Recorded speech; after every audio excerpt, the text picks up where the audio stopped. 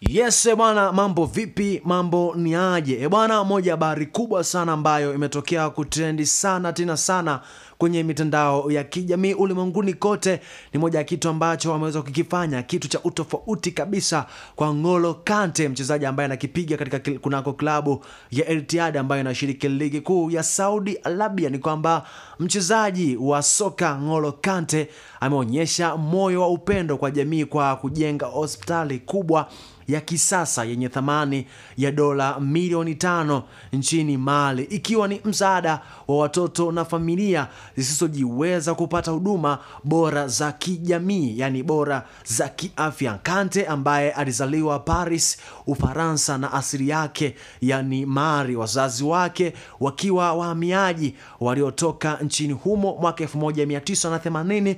Jina lake N'Golo Kante linatokana na mfalme wa zamani wa Mali aliyewahi kutawala nchi hii au kuitawala nchi hiyo miaka hiyo ya 1900.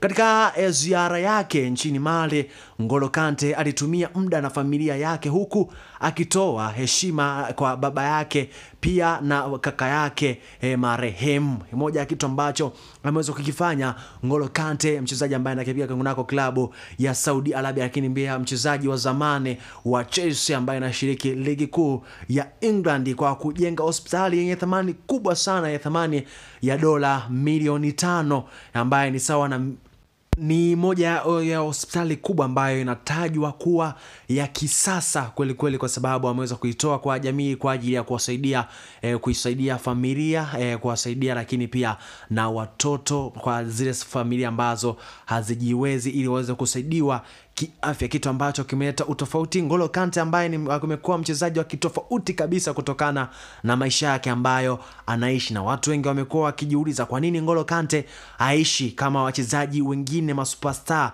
Of course ana pesa, lakini uwezo kumuona akitamba kwenye mitandao ya kijamii. Hii ni BTV, bye bye.